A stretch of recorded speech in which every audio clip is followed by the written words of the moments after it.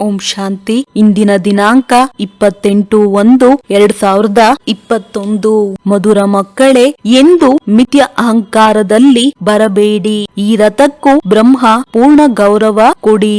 ಪ್ರಶ್ನೆ: ನೀವು ಮಕ್ಕಳಲ್ಲಿ ಪದಮಾಪದಂ ಭಾಗ್ಯಶಾಲಿಗಳು ಯಾರು ಮತ್ತು ದೌರ್ಭಾಗ್ಯಶಾಲಿಗಳು ಯಾರು? ಉತ್ತರ: ಯಾರ ಚಲನೆ ದೇವತೆಗಳ ತರಹ ಇದೆಯೋ, ಯಾರು ಎಲ್ಲರಿಗೂ ಸುಖವನ್ನು ಕೊಡುವರೋ ಅವರು ಪದಮಾಪದ ಭಾಗ್ಯಶಾಲಿಗಳಾಗಿದ್ದಾರೆ ಮತ್ತು ಯಾರು ಅನುತ್ತೀರ್ಣರಾಗುವರೋ ಅವರಿಗೆ ದೌರ್ಭಾಗ್ಯಶಾಲಿಗಳೆಂದು ಹೇಳುತ್ತಾರೆ. ಕೆಲವರು ಮಹಾನ್ ದೌರ್ಭಾಗ್ಯಶಾಲಿಗಳಾಗಿ ಬಿಡುತ್ತಾರೆ. ಅವರು ಎಲ್ಲರಿಗೆ ದುಃಖ ಕೊಡುತ್ತಿರುತ್ತಾರೆ.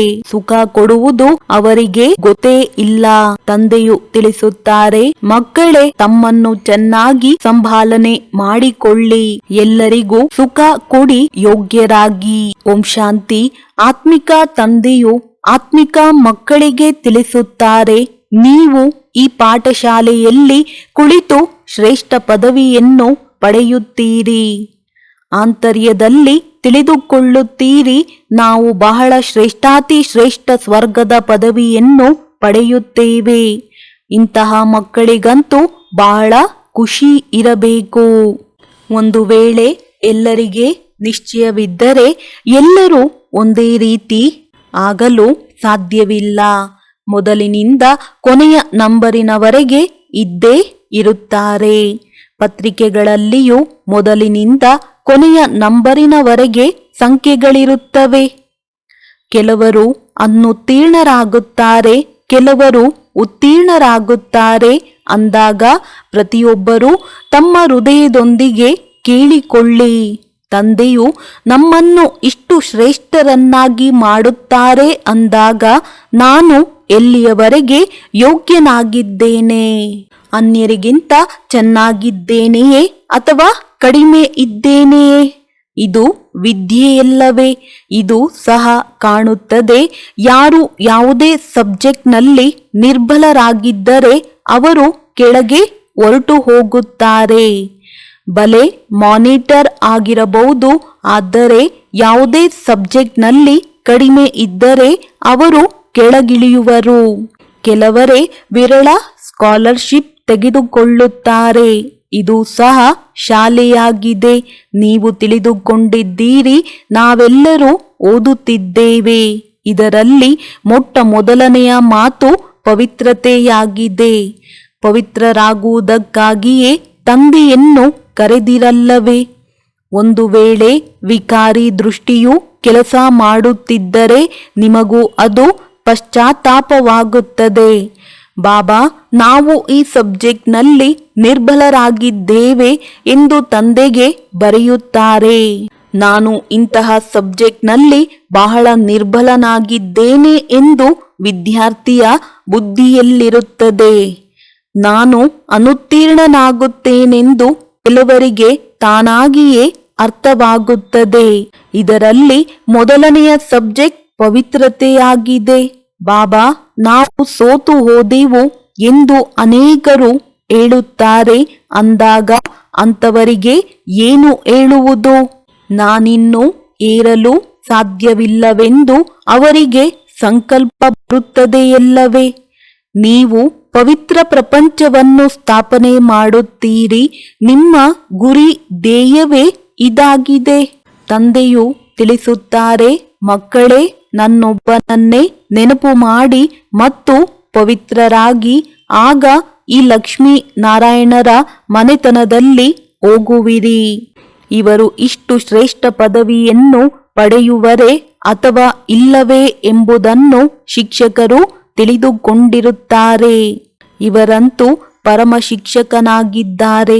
ಈ ದಾದಾರವರೂ ಸಹ ಶಾಲೆಯಲ್ಲಿ ಓದಿದ್ದಾರಲ್ಲವೇ? ಕೆಲವರು ಹುಡುಗರು ಇಂತಹ ಕೆಟ್ಟ ಕೆಲಸಗಳನ್ನು ಮಾಡುತ್ತಾರೆ. ಕೊನೆಗೆ ಶಿಕ್ಷಕರು ಶಿಕ್ಷೆಯನ್ನು ಕೊಡಲೇಬೇಕಾಗುತ್ತದೆ. ಮೊದಲು ಬಹಳ ಜೋರಾಗಿ ಶಿಕ್ಷೆಯನ್ನು ವಿಧಿಸುತ್ತಿದ್ದರು.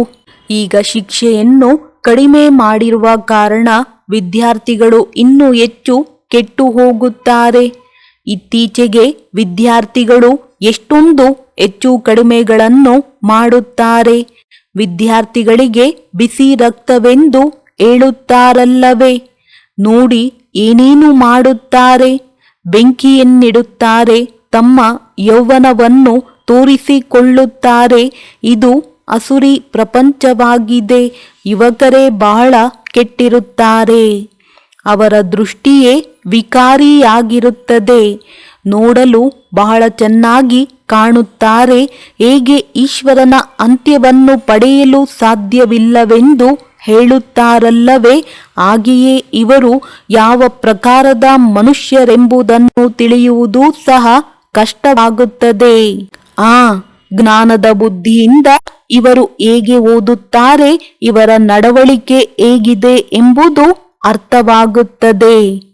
ಕೆಲವರಂತೂ ಹೇಗೆ ಬಾಯಿಂದ ಹೂಗಳು ಸುರಿದಂತೆ ಮಾತನಾಡುತ್ತಾರೆ, ಕೆಲವರಂತೂ ಕಲ್ಲೆಸೆದಂತೆ ಮಾತನಾಡುತ್ತಾರೆ. ನೋಡಲು ಬಹಳ ಚೆನ್ನಾಗಿ ಕಾಣುತ್ತಾರೆ. ಒಳ್ಳೊಳ್ಳೆಯ ಜ್ಞಾನ ಬಿಂದುಗಳನ್ನು ಬರೆದುಕೊಳ್ಳುತ್ತಾರೆ. ಆದರೆ ಕಲ್ಲು ಬುದ್ಧಿಯವರಾಗಿದ್ದಾರೆ.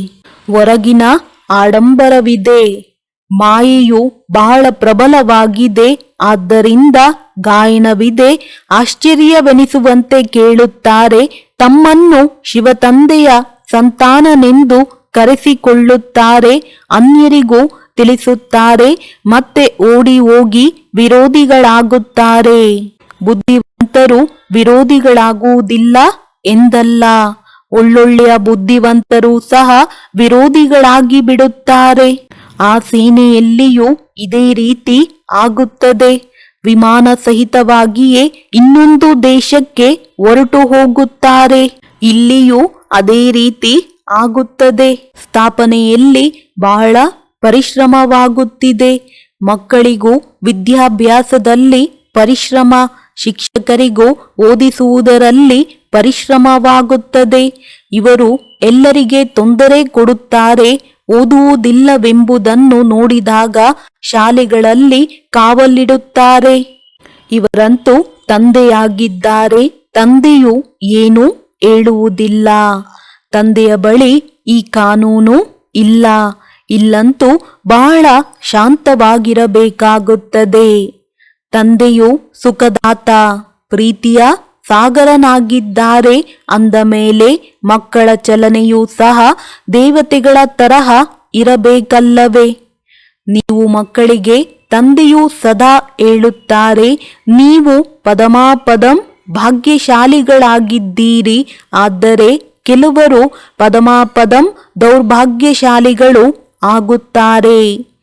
ಯಾರು ಅನುತ್ತೀರ್ಣರಾಗುವರೋ ಅವರಿಗೆ ದೌರ್ಭಾಗ್ಯಶಾಲಿಗಳೆಂದೇ ಹೇಳಲಾಗುತ್ತದೆಯಲ್ಲವೇ?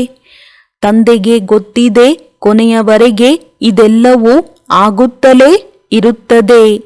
ಯಾರಾದರೂ ಮಹಾನ್ ದೌರ್ಭಾಗ್ಯಶಾಲಿಗಳು ಆಗಿಯೇ ಆಗುತ್ತಾರೆ. ಅವರ ಚಲನೆಯಿಂದಲೂ ಅವರು ನಿಲ್ಲುವುದಿಲ್ಲವೆಂದು ಅರ್ಥವಾಗುತ್ತದೆ. ಇವರು ಇಷ್ಟು ಶ್ರೇಷ್ಠರಾಗಲು ಯೋಗ್ಯರಲ್ಲ. ಎಲ್ಲರಿಗೂ ದುಃಖ ಕೊಡುತ್ತಿರುತ್ತಾರೆ. ಸುಖ ಕೊಡುವುದನ್ನು ತಿಳಿದುಕೊಂಡೇ ಇಲ್ಲ ಅಂದ ಮೇಲೆ ಅವರ ಗತಿ ಏನಾಗುವುದು? ತಂದೆಯು ಸದಾ ಹೇಳುತ್ತಾರೆ, ಮಕ್ಕಳೇ ತಮ್ಮನ್ನು ಚೆನ್ನಾಗಿ ಸಂಭಾಲನೆ ಮಾಡಿಕೊಳ್ಳಿ. ಇದು ಸಹ ಡ್ರಾಮಾನುಸಾರ ಆಗಬೇಕಾಗಿದೆ. ಇನ್ನು ಕಬ್ಬಿಣಕ್ಕಿಂತಲೂ ಕನಿಷ್ಠರಾಗಿ ಬಿಡುತ್ತಾರೆ. ಅದರಲ್ಲಿಯೂ ಒಳ್ಳೊಳ್ಳೆಯವರೂ ಸಹ ಪತ್ರಗಳನ್ನು ಬರೆಯುವುದಿಲ್ಲ. ಪಾಪ, ಅಂತವರ ಗತಿ ಏನಾಗುವುದು? ತಂದೆಯು ತಿಳಿಸುತ್ತಾರೆ, ನಾನು ಸರ್ವರ ಕಲ್ಯಾಣ ಮಾಡಲು ಬಂದಿದ್ದೇನೆ. ಇಂದು ಸರ್ವರ ಸದ್ಗತಿ ಮಾಡುತ್ತೇನೆ. ನಾಳೆ ಮತ್ತೆ ದುರ್ಗತಿಯಾಗಿ ಬಿಡುತ್ತದೆ. ನೀವು ಹೇಳುತ್ತೀರಿ, ನಾವು ನಿನ್ನೆಯ ದಿನ ವಿಶ್ವದ ಮಾಲೀಕರಾಗಿದ್ದೆವು, ಇಂದು ಗುಲಾಮರಾಗಿ ಬಿಟ್ಟಿದ್ದೇವೆ. ಈಗ ಇಡೀ ವೃಕ್ಷದ ಜ್ಞಾನವು ನಿಮ್ಮ ಬುದ್ಧಿಯಲ್ಲಿದೆ. ಇದು ಅದ್ಭುತವಾದ ವೃಕ್ಷವಾಗಿದೆ. ಮನುಷ್ಯರಿಗೆ ಇದು ಸಹ ತಿಳಿದಿಲ್ಲ. ನೀವು ತಿಳಿದುಕೊಂಡಿದ್ದೀರಿ. ಕಲ್ಪವೆಂದರೆ ಪೂರ್ಣ 5000 ವರ್ಷಗಳ ನಿಖರವಾದ ವೃಕ್ಷವಾಗಿದೆ. ಒಂದು ಕ್ಷಣವೂ ಸಹ ವ್ಯತ್ಯಾಸವಾಗಲು ಸಾಧ್ಯವಿಲ್ಲ. ಈ ಬೇಹದ್ದಿನ ವೃಕ್ಷದ ಜ್ಞಾನವು ನೀವು ಮಕ್ಕಳಿಗೆ ಈಗ ಸಿಗುತ್ತಿದೆ. ಜ್ಞಾನವನ್ನು ಕೊಡುವವರು ವೃಕ್ಷಪತಿಯಾಗಿದ್ದಾರೆ. ಬೀಜವು ಎಷ್ಟು ಚಿಕ್ಕದಾಗಿರುತ್ತದೆ, ಅದರಿಂದ ಫಲವು ನೋಡಿ ಎಷ್ಟು ದೊಡ್ಡದಾಗಿ ಬರುತ್ತದೆ. ಇದು ಬಹಳ ವಿಚಿತ್ರವಾದ ವೃಕ್ಷವಾಗಿದೆ. ಇದರ ಬೀಜವು ಬಹಳ ಚಿಕ್ಕದಾಗಿದೆ. ಅಂದರೆ ಆತ್ಮವು ಎಷ್ಟು ಚಿಕ್ಕದಾಗಿದೆ. ತಂದೆಯೂ ಸಹ ಬಹಳ ಸೂಕ್ಷ್ಮವಾಗಿದ್ದಾರೆ. ಈ ಕಣ್ಣುಗಳಿಂದ ನೋಡಲು ಸಾಧ್ಯವಿಲ್ಲ. ಬಲೆ ವಿವೇಕಾನಂದರ ಉದಾಹರಣೆಯನ್ನು ತಿಳಿಸುತ್ತಾರೆ. ಗುರುಗಳಿಂದ ಒಂದು ಜ್ಯೋತಿಯು ಹೊರಟು ಬಂದು ನನ್ನಲ್ಲಿ ಸಮಾವೇಶವಾಯಿತೆಂದು ಅವರು ಹೇಳಿದರು. ಆದರೆ ಈ ರೀತಿಯಾಗಿ ಜ್ಯೋತಿಯು ಸಮಾವೇಶವಾಗಲು ಸಾಧ್ಯವಿಲ್ಲ. ಏನು ಹೊರಬಂದಿತು ಎಂಬುದನ್ನು ತಿಳಿದುಕೊಂಡಿಲ್ಲ. ಹೀಗೆ ಬಹಳಷ್ಟು ಸಾಕ್ಷಾತ್ಕಾರಗಳಾಗುತ್ತವೆ. ಆದರೆ ಅವರು ನಂಬಿಬಿಡುತ್ತಾರೆ ಮತ್ತು ಮಹಿಮೆಯನ್ನು ಮಾಡುತ್ತಾರೆ. ಆದರೆ ಭಗವಾನುವಾಚ, ಯಾವುದೇ ಮನುಷ್ಯರಿಗೆ ಮಹಿಮೆ ಇಲ್ಲ, ಕೇವಲ ದೇವತೆಗಳಿಗೆ ಮಹಿಮೆ ಇದೆ. ಮತ್ತು ಯಾರು ಈ ರೀತಿ ದೇವತೆಗಳನ್ನಾಗಿ ಮಾಡುವವರಿದ್ದಾರೆಯೋ ಅವರ ಮಹಿಮೆ ಇದೆ. ತಂದೆಯು ಬಹಳ ಚೆನ್ನಾಗಿ ಕಾರ್ಡುಗಳನ್ನು ಮಾಡಿಸಿದ್ದರು. ಜಯಂತಿಯನ್ನು ಆಚರಿಸುವುದಾದರೆ ಒಬ್ಬ ಶಿವ ತಂದೆಯದನ್ನು ಆಚರಿಸಿ. ಈ ಲಕ್ಷ್ಮೀ ನಾರಾಯಣರನ್ನೂ ಸಹ ಈ ರೀತಿ ಮಾಡುವವರು ತಂದೆಯಲ್ಲವೇ? ಅವರೊಬ್ಬರಿಗೆ ಮಹಿಮೆ ಇದೆ, ಅವರನ್ನು ನೆನಪು ಮಾಡಿ. ಇವರು ಬ್ರಹ್ಮ ಸಹ ಹೇಳುತ್ತಾರೆ, ನಾನು ಶ್ರೇಷ್ಠಾತಿ ಶ್ರೇಷ್ಠನಾಗುತ್ತೇನೆ ಮತ್ತು ಕೆಳಗೂ ಇಳಿಯುತ್ತೇನೆ. ಶ್ರೇಷ್ಠಾತಿ ಶ್ರೇಷ್ಠ ಲಕ್ಷ್ಮೀ ನಾರಾಯಣರು ಮತ್ತೆ 84 ಜನ್ಮಗಳ ನಂತರ ಕೆಳಗಿಳಿಯುತ್ತಾರೆ. ತತತ್ವಂ ಎಂಬುದು ಯಾರಿಗೂ ತಿಳಿದಿಲ್ಲ. ನೀವೇ ವಿಶ್ವದ ಮಾಲೀಕರಾಗಿದ್ದೀರಿ. ನಂತರ ಏನಾಗಿ ಬಿಟ್ಟಿರಿ? ಸತ್ಯಯುಗದಲ್ಲಿ ಯಾರಿದ್ದರು? ನಂಬರ್ ವಾರ್ ಪುರುಷಾರ್ಥದನುಸಾರ ನೀವೇ ಇದ್ದೀರಿ. ರಾಜ ರಾಣಿಯೂ ಇದ್ದರು, ಸೂರ್ಯವಂಶಿ ಚಂದ್ರವಂಶಿ ರಾಜಧಾನಿಯವರೂ ಇದ್ದರು. ತಂದೆಯು ಎಷ್ಟು ಚೆನ್ನಾಗಿ ತಿಳಿಸುತ್ತಾರೆ. ನಡೆಯುತ್ತಾ ತಿರುಗಾಡುತ್ತಾ ಈ ಸೃಷ್ಟಿ ಚಕ್ರದ ಜ್ಞಾನವು ನೀವು ಮಕ್ಕಳ ಬುದ್ಧಿಯಲ್ಲಿರಬೇಕು. ನೀವು ಚೈತನ್ಯ ಲೈಟ್ ಹೌಸ್ ಆಗಿದ್ದೀರಿ. ಇಡೀ ವಿದ್ಯೆಯು ಬುದ್ಧಿಯಲ್ಲಿರಬೇಕು. ಆದರೆ ಆ ಸ್ಥಿತಿ ಇನ್ನೂ ಆಗಿಲ್ಲ, ಆಗುವುದಿದೆ. ಯಾರು ಪಾಸ್ ವಿತ್ ಆನರ್ ಆಗುವರೋ ಅವರದು ಈ ಸ್ಥಿತಿ ಇರುವುದು. ಇಡೀ ಜ್ಞಾನವು ಬುದ್ಧಿಯಲ್ಲಿರುವುದು. ಆಗಲೇ ತಂದೆಯ ಮುದ್ದಾದ ಮಕ್ಕಳು ಪ್ರಿಯ ಮಕ್ಕಳೆಂದು ಕರೆಸಿಕೊಳ್ಳುವರು. ಇಂತಹ ಮಕ್ಕಳ ಮೇಲೆ ತಂದೆಯು ಸ್ವರ್ಗದ ರಾಜ್ಯ ಭಾಗ್ಯವನ್ನು ಬಲಿಹಾರಿ ಮಾಡುತ್ತಾರೆ. ತಿಳಿಸುತ್ತಾರೆ, ನಾನು ರಾಜ್ಯಭಾರ ಮಾಡುವುದಿಲ್ಲ, ನಿಮಗೆ ರಾಜ್ಯ ಭಾಗ್ಯವನ್ನು ಕೊಡುತ್ತೇನೆ. ಇದಕ್ಕೆ ನಿಷ್ಕಾಮ ಸೇವೆ ಎಂದು ಹೇಳಲಾಗುತ್ತದೆ. ಮಕ್ಕಳಿಗೆ ಗೊತ್ತಿದೆ, ತಂದೆಯು ನಮ್ಮನ್ನು ತಲೆಯ ಮೇಲೆ ಕೂರಿಸಿಕೊಳ್ಳುತ್ತಾರೆ. ಅಂದ ಮೇಲೆ ಇಂತಹ ತಂದೆಯನ್ನು ಎಷ್ಟೊಂದು ನೆನಪು ಮಾಡಬೇಕು. ಇದು ಸಹ ಡ್ರಾಮಾದಲ್ಲಿ ಮಾಡಲ್ಪಟ್ಟಿದೆ. ತಂದೆಯು ಸಂಗಮಯುಗದಲ್ಲಿ ಬಂದು ಎಲ್ಲರಿಗೂ ಸದ್ಗತಿಯನ್ನು ಕೊಡುತ್ತಾರೆ. Number war ಪುರುಷಾರ್ಥದನುಸಾರ. ನಂಬರ್ 1 ಅತಿ ಪವಿತ್ರರೇ ಕೊನೆಯಲ್ಲಿ ಅತಿ ಅಪವಿತ್ರರಾಗುವರು.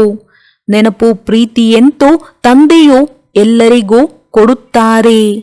ತಂದೆಯು ಎಷ್ಟು ಚೆನ್ನಾಗಿ ತಿಳಿಸಿಕೊಡುತ್ತಾರೆ ಎಂದು ಮಿಥ್ಯ ಅಹಂಕಾರವು ಬರಬಾರದು. ತಂದೆಯು ತಿಳಿಸುತ್ತಾರೆ, ಮಕ್ಕಳೇ ಎಚ್ಚರಿಕೆಯಿಂದಿರಿ. ಈ ರಥಕ್ಕೂ ಗೌರವ ಕೊಡಬೇಕು. ಇವರ ಮೂಲಕವೇ ನಾನು ತಿಳಿಸುತ್ತೇನೆ ಅಲ್ಲವೇ? ಮೊದಲು ಇವರು ಎಂದು ನಿಂದನೆಗೊಳಗಾಗಿರಲಿಲ್ಲ. ಎಲ್ಲರೂ ಪ್ರೀತಿ ಮಾಡುತ್ತಿದ್ದರು. ಈಗಂತೂ ನೋಡಿ ಎಷ್ಟೊಂದು ನಿಂದನೆಯನ್ನು ಅನುಭವಿಸುತ್ತಾರೆ. ಕೆಲವರು ವಿರೋಧಿಗಳಾಗಿ ಹೊರಟು ಹೋದರು. ಅಂದ ಮೇಲೆ ಅವರ ಗತಿ ಏನಾಗುವುದು? ಅನುತ್ತೀರ್ಣರಾಗುತ್ತಾರಲ್ಲವೇ? ತಂದೆಯು ತಿಳಿಸುತ್ತಾರೆ, ಮಾಯೆಯು ಈ ರೀತಿ ಇದೆ, ಆದ್ದರಿಂದ ಬಹಳ ಎಚ್ಚರಿಕೆ ವಹಿಸಿ. ಮಾಯೆಯು ಯಾರನ್ನೂ ಬಿಡುವುದಿಲ್ಲ, ಎಲ್ಲ ಪ್ರಕಾರದ ಬೆಂಕಿಯನ್ನಿಡುತ್ತದೆ. ನನ್ನ ಮಕ್ಕಳೆಲ್ಲರೂ ಕಾಮಚಿತೆಯನ್ನೇರಿ ಕಪ್ಪು ಕಲ್ಲಿದ್ದಲಿನಂತೆ ಆಗಿಬಿಟ್ಟಿದ್ದಾರೆ. ಎಲ್ಲರೂ ಒಂದೇ ರೀತಿ ಇರುವುದಿಲ್ಲ ಅಥವಾ ಎಲ್ಲರ ಪಾತ್ರವು ಒಂದೇ ರೀತಿ ಇಲ್ಲ. ಇದರ ಹೆಸರೇ ಆಗಿದೆ ವೇಶ್ಯಾಲಯ. ಎಷ್ಟೊಂದು ಬಾರಿ ಕಾಮಚಿತೆಯನ್ನೇರುತ್ತೀರಿ. ರಾವಣನು ಎಷ್ಟು ಪ್ರಬಲನಾಗಿದ್ದಾನೆ, ಬುದ್ಧಿಯನ್ನೇ ಪತಿತ ಮಾಡಿಬಿಡುತ್ತಾನೆ. ಇಲ್ಲಿ ಬಂದು ತಂದೆಯಿಂದ ಶಿಕ್ಷಣವನ್ನು ಪಡೆಯುವವರೂ ಸಹ ಈ ರೀತಿ ಆಗಿಬಿಡುತ್ತಾರೆ. ತಂದೆಯ ನೆನಪಿನ ವಿನಃ ಕುದೃಷ್ಟಿ ಎಂದು ಬದಲಾಗುವುದಿಲ್ಲ. ಆದ್ದರಿಂದ ಸೂರದಾಸರ ಕಥೆಯಿದೆ. ಬಲೆ ಇದು ಕಟ್ಟಿರುವ ಮಾತಾಗಿದೆ. ದೃಷ್ಟಾಂತವನ್ನು ಕೊಡುತ್ತಾರೆ. ಈಗ ನೀವು ಮಕ್ಕಳಿಗೆ ಜ್ಞಾನದ ಮೂರನೆಯ ನೇತ್ರ ಸಿಕ್ಕಿದೆ. ಅಜ್ಞಾನವೆಂದರೆ ಅಂಧಕಾರವಾಗಿದೆ. ನೀನಂತೂ ಅಂಧ ಅಜ್ಞಾನಿಯಾಗಿದ್ದೀಯಾ ಎಂದು ಹೇಳುತ್ತಾರಲ್ಲವೇ. ಜ್ಞಾನವು ಗುಪ್ತವಾಗಿದೆ. ಇದರಲ್ಲಿ ಏನನ್ನು ಮಾತನಾಡುವ ಅವಶ್ಯಕತೆ ಇಲ್ಲ. 1 ಸೆಕೆಂಡಿನಲ್ಲಿ ಇಡೀ ಜ್ಞಾನವು ಬಂದು ಬಿಡುತ್ತದೆ. ಎಲ್ಲದಕ್ಕಿಂತ ಸಹಜ ಜ್ಞಾನವಾಗಿದೆ. ಆದರೂ ಸಹ ಮಾಯೆಯು ಅಂತ್ಯದವರೆಗೆ ಪರೀಕ್ಷೆ ತೆಗೆದುಕೊಳ್ಳುತ್ತಿರುತ್ತದೆ. ಈ ಸಮಯದಲ್ಲಂತೂ ಬಿರುಗಾಳಿಯ ಮಧ್ಯದಲ್ಲಿದ್ದೀರಿ. ಪಕ್ಕ ಆಗಿಬಿಟ್ಟರೆ ಮತ್ತೆ ಇಷ್ಟೊಂದು ಬಿರುಗಾಳಿಗಳು ಬರುವುದಿಲ್ಲ, ಬೀಳುವುದಿಲ್ಲ. ಮತ್ತೆ ನೋಡಿ, ನಿಮ್ಮ ವೃಕ್ಷವು ಎಷ್ಟು ವೃದ್ಧಿಯಾಗುತ್ತದೆ. ಪ್ರಸಿದ್ಧವಾಗಲೇಬೇಕಾಗಿದೆ. ಸ್ವಲ್ಪ ವಿನಾಶವಾಗಲಿ, ಆಗ ಎಲ್ಲರೂ ಎಚ್ಚೆತ್ತುಕೊಳ್ಳುತ್ತಾರೆ. ಮತ್ತೆ ತಂದೆಯ ನೆನಪಿನಲ್ಲಿ ಒಮ್ಮೆಲೆ ಹಿಡಿದುಕೊಂಡು ಬಿಡುತ್ತಾರೆ. ಇನ್ನು ಸ್ವಲ್ಪವೇ ಸಮಯವಿದೆ ಎಂಬುದು ಅರ್ಥವಾಗುತ್ತದೆ. ತಂದೆಯಂತೂ ಬಹಳ ಚೆನ್ನಾಗಿ ತಿಳಿಸುತ್ತಾರೆ, ಮಕ್ಕಳೇ, ಪರಸ್ಪರ ಬಹಳ ಪ್ರೀತಿಯಿಂದ ನಡೆಯಿರಿ. ಕಣ್ಣು ಬಿಡಬೇಡಿ, ಅರ್ಥಾತ್ ರೋಷದಿಂದ ನೋಡಬೇಡಿ. ಕ್ರೋಧದ ಭೂತವು ಬರುತ್ತಿದ್ದಂತೆಯೇ ಚೆಹರೆಯೇ ಬದಲಾಗಿ ಬಿಡುತ್ತದೆ. ನೀವಂತೂ ಈ ಲಕ್ಷ್ಮೀ ನಾರಾಯಣರಂತಹ ಚೆಹರೆಯುಳ್ಳವರಾಗಬೇಕಾಗಿದೆ. ಗುರಿ ಧ್ಯೇಯವು ಸನ್ಮುಖದಲ್ಲಿದೆ. ಯಾವಾಗ ವರ್ಗಾವಣೆ ಆಗುವಿರೋ ಆಗ ಕೊನೆಯಲ್ಲಿ ಸಾಕ್ಷಾತ್ಕಾರವಾಗುತ್ತದೆ. ಹೇಗೆ ಆರಂಭದಲ್ಲಿ ಸಾಕ್ಷಾತ್ಕಾರವಾಯಿತೋ ಹಾಗೆಯೇ ಅಂತ್ಯದ ಸಮಯದಲ್ಲಿ ಬಹಳ ಪಾತ್ರವನ್ನು ನೋಡುತ್ತೀರಿ. ನೀವು ಬಹಳ ಖುಷಿಯಾಗುತ್ತೀರಿ. ಬೆಕ್ಕಿಗೆ ಚೆಲ್ಲಾಟ, ಇಲಿಗೆ ಪ್ರಾಣ ಸಂಕಟ, ಅಂತಿಮದಲ್ಲಿ ಬಹಳ ದೃಶ್ಯಗಳನ್ನು ನೋಡಬೇಕಾಗಿದೆ. ಆಗ ನಾವು ಇದನ್ನು ಮಾಡಿಬಿಟ್ಟೆವು ಎಂದು ಬಹಳ ಪಶ್ಚಾತ್ತಾಪ ಪಡುತ್ತಾರೆ. ಮತ್ತೆ ಅದಕ್ಕೆ ಬಹಳ ಕಠಿಣ ಶಿಕ್ಷೆಯೂ ಸಿಗುತ್ತದೆ. ತಂದೆಯು ಬಂದು ಓದಿಸುತ್ತಾರೆ. ಅವರ ಪ್ರತಿ ಗೌರವವನ್ನಿಡುವುದಿಲ್ಲವೆಂದರೆ ಶಿಕ್ಷೆಯು ಸಿಗುವುದು. ಯಾರು ವಿಕಾರದಲ್ಲಿ ಹೋಗುವರೋ ಅಥವಾ ಶಿವ ತಂದೆಗೆ ನಿಂದನೆ ಮಾಡಿಸಲು ನಿಮಿತ್ತರಾಗುವರೋ ಅವರಿಗೆ ಎಲ್ಲರಿಗಿಂತ ಕಠಿಣ ಶಿಕ್ಷೆಯು ಸಿಗುವುದು. ಮಾಯೆಯು ಶಕ್ತಿಶಾಲಿಯಾಗಿದೆ. ಸ್ಥಾಪನೆಯಲ್ಲಿ ಏನೇನಾಗುತ್ತದೆ. ನೀವಂತೂ ಈಗ ದೇವತೆಗಳಾಗುತ್ತೀರಲ್ಲವೇ. ಸತ್ಯಯುಗದಲ್ಲಿ ಅಸುರರಿರುವುದಿಲ್ಲ. ಇದು ಸಂಗಮದ ಮಾತಾಗಿದೆ. ಇಲ್ಲಿ ವಿಕಾರಿ ಮನುಷ್ಯರು ಎಷ್ಟೊಂದು ದುಃಖ ಕೊಡುತ್ತಾರೆ. ಕನ್ಯೆಯರನ್ನು ವಿವಾಹ ಮಾಡಿಕೊಳ್ಳಿ ಎಂದು ಹೊಡೆಯುತ್ತಾರೆ. ಸ್ತ್ರೀಯನ್ನು ವಿಕಾರಕ್ಕಾಗಿ ಎಷ್ಟೊಂದು ಎದುರಿಸುತ್ತಾರೆ. ಸನ್ಯಾಸಿಗಳು ಸಹ ಇರಲು ಸಾಧ್ಯವಾಗಲಿಲ್ಲ ಅಂದ ಮೇಲೆ ಇವರ್ಯಾರು ಪವಿತ್ರರಾಗಿದ್ದು ತೋರಿಸುತ್ತಾರೆ ಎಂದು ಹೇಳುತ್ತಾರೆ. ಮುಂದೆ ಹೋದಂತೆ ಖಂಡಿತ ತಿಳಿದುಕೊಳ್ಳುವರು. ಪವಿತ್ರತೆ ಇಲ್ಲದೆ ದೇವತೆಗಳಾಗಲು ಸಾಧ್ಯವಿಲ್ಲ. ನೀವು ತಿಳಿಸುತ್ತೀರಿ, ನಮಗೆ ಇಷ್ಟೊಂದು ಪ್ರಾಪ್ತಿಯಾಗುತ್ತದೆ, ಆದ್ದರಿಂದ ಬಿಟ್ಟಿದ್ದೇವೆ. ಭಗವಾನು ವಾಚ, ಕಾಮಜೀತರೇ ಜಗಜ್ಜೀತರು. ಇಂತಹ ಲಕ್ಷ್ಮೀ ನಾರಾಯಣರಾಗುತ್ತೀರೆಂದರೆ ಏಕೆ ಪವಿತ್ರರಾಗಬಾರದು. ಮಾಯೆಯು ಬಹಳ ಸತಾಯಿಸುತ್ತದೆ. ಉನ್ನತ ವಿದ್ಯೆಯಲ್ಲವೇ? ತಂದೆಯು ಬಂದು ಓದಿಸುತ್ತಾರೆ. ಇದನ್ನು ಮಕ್ಕಳು ಚೆನ್ನಾಗಿ ಸ್ಮರಣೆ ಮಾಡುವುದಿಲ್ಲ. ಆದ್ದರಿಂದ ಮತ್ತೆ ಮಾಯೆಯು ಪೆಟ್ಟು ಕೊಡುತ್ತದೆ. ಮಾಯೆಯು ಬಹಳ ಉಲ್ಲಂಘನೆ ಮಾಡಿಸುತ್ತದೆ. ಅಂಥವರ ಗತಿ ಏನಾಗುವುದು? ಮಾಯೆಯು ಎಷ್ಟು ನಿರ್ಲಕ್ಷ್ಯರನ್ನಾಗಿ ಮಾಡಿಬಿಡುತ್ತದೆ. ಅಹಂಕಾರದಲ್ಲಿ ತೆಗೆದುಕೊಂಡು ಬರುತ್ತದೆ. ಮಾತೇ ಕೇಳಬೇಡಿ. ನಂಬರ್ ವಾರ್ ರಾಜಧಾನಿಯಾಗುತ್ತದೆ ಅಂದ ಮೇಲೆ ಯಾವುದೋ ಕಾರಣದಿಂದಲೇ ಆಗುತ್ತದೆಯಲ್ಲವೇ? ಈಗ ನಿಮಗೆ ಭೂತ, ಭವಿಷ್ಯತ್, ವರ್ತಮಾನದ ಜ್ಞಾನವು ಸಿಗುತ್ತದೆ ಅಂದ ಮೇಲೆ ಎಷ್ಟು ಚೆನ್ನಾಗಿ ಗಮನ ಕೊಡಬೇಕಾಗಿದೆ. ಅಹಂಕಾರವು ಬಂದರೆ ಅವರು ಸತ್ತರು. ಮಾಯೆಯು ಒಮ್ಮೆಲೆ ಕನಿಷ್ಠರನ್ನಾಗಿ ಮಾಡಿಬಿಡುತ್ತದೆ. ತಂದೆಯ ಉಲ್ಲಂಘನೆಯಾಯಿತೆಂದರೆ ಮತ್ತೆ ತಂದೆಯನ್ನು ನೆನಪು ಮಾಡಲು ಸಾಧ್ಯವಾಗುವುದಿಲ್ಲ. ಒಳ್ಳೆಯದು. ಮಧುರಾತಿ ಮಧುರ ಅಗಲಿ ಹೋಗಿ ಮರಳಿ ಸಿಕ್ಕಿರುವ ಮಕ್ಕಳ ಪ್ರತಿ ಮಾತ್ಪಿತಾ ಬಾಪ್ತಾದರವರ ನೆನಪು, ಪ್ರೀತಿ ಹಾಗೂ ಸುಪ್ರಭಾತ. ಆತ್ಮಿಕ ಮಕ್ಕಳಿಗೆ ಆತ್ಮಿಕ ತಂದೆಯ ನಮಸ್ತೆ. ಧಾರಣೆಗಾಗಿ ಮುಖ್ಯ ಸಾರ: ಪರಸ್ಪರ ಬಹಳ ಪ್ರೀತಿಯಿಂದ ನಡೆದುಕೊಳ್ಳಬೇಕಾಗಿದೆ. ಎಂದು ಕ್ರೋಧದಲ್ಲಿ ಬಂದು ಒಬ್ಬರು ಇನ್ನೊಬ್ಬರನ್ನು ರೋಷದಿಂದ ನೋಡಬಾರದು. ತಂದೆಯ ಉಲ್ಲಂಘನೆ ಮಾಡಬಾರದು. ಪಾಸ್ವಿತಾನರ್ ಆಗಲು ವಿದ್ಯೆಯನ್ನು ಬುದ್ಧಿಯಲ್ಲಿಟ್ಟುಕೊಳ್ಳಬೇಕು. ಚೈತನ್ಯ ಲೈಟ್ಹೌಸ್ ಆಗಬೇಕಾಗಿದೆ. ದಿನರಾತ್ರಿ ಬುದ್ಧಿಯಲ್ಲಿ ಜ್ಞಾನವು ಸುತ್ತುತ್ತಿರಲಿ. ವರದಾನ: ಸದಾ ತಮ್ಮ ಶ್ರೇಷ್ಠ ಭಾಗ್ಯದ ನಶೆ ಮತ್ತು ಖುಷಿಯಲ್ಲಿರುವವರು ಪದಮಾಪದಂ ಭಾಗ್ಯಶಾಲಿ ಭವ. ಇಡೀ ವಿಶ್ವದಲ್ಲಿ ಯಾರೆಲ್ಲ ಧರ್ಮಪಿತರು ಹಾಗೂ ಜಗದ್ಗುರು ಎಂದು ಹೇಳಿಕೊಳ್ಳುವವರು ಇದ್ದಾರೆ, ಆದರೂ ಯಾರಿಗೂ ಮಾತ್ಪಿತರ ಸಂಬಂಧದಿಂದ ಅಲೌಕಿಕ ಜನ್ಮ ಮತ್ತು ಪಾಲನೆ ಪ್ರಾಪ್ತಿಯಾಗುವುದಿಲ್ಲ. ಅವರು ಅಲೌಕಿಕ ತಂದೆ ತಾಯಿಯ ಅನುಭವ ಸ್ವಪ್ನದಲ್ಲೂ ಮಾಡಲು ಸಾಧ್ಯವಿಲ್ಲ ಮತ್ತು ತಾವು ಪದಮಾಪತಿ ಶ್ರೇಷ್ಠ ಆತ್ಮರು ಪ್ರತಿದಿನ ಮಾತ್ಪಿತರ ಹಾಗೂ ಸರ್ವ ಸಂಬಂಧಗಳ ನೆನಪು, ಪ್ರೀತಿ ತೆಗೆದುಕೊಳ್ಳಲು ಪಾತ್ರರಾಗಿರುವಿರಿ.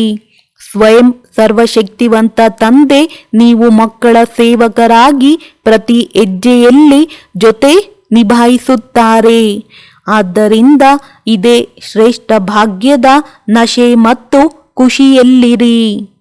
ಸ್ಲೋಗನ್: ಶರೀರ ಮತ್ತು ಮನಸ್ಸನ್ನು ಸದಾ ಖುಷಿಯಾಗಿಡಲು ಖುಷಿಯದೇ ಸಮರ್ಥ ಸಂಕಲ್ಪ ಮಾಡಿ. ಡಬಲ್ ಲೈಟ್ ಸ್ಥಿತಿಯ ಅನುಭವ. ಬಾಪ್ತಾದರವರ ಹೃದಯ ಸಿಂಹಾಸನವು ನಾವು ಮಕ್ಕಳಿಗಾಗಿ ಸರ್ವಶ್ರೇಷ್ಠವಾದ ಸ್ಥಾನವಾಗಿದೆ. ಸದಾ ಹೃದಯ ಸಿಂಹಾಸನಾಧಿಕಾರಿಯಾಗಿ ಇರುತ್ತೀರೆಂದರೆ ಸದಾ ನಿರ್ಭಯ ಮತ್ತು ನಿಶ್ಚಿಂತವಾಗಿರುತ್ತೀರಿ. ಈಗ ಇಂತಹ ನಿಶ್ಚಿಂತ ಚಕ್ರವರ್ತಿಯ ಸ್ಥಿತಿಯ ಅನುಭವ ಮಾಡಿರಿ. ಒಳ್ಳೆಯದು. ಓಂ ಶಾಂತಿ.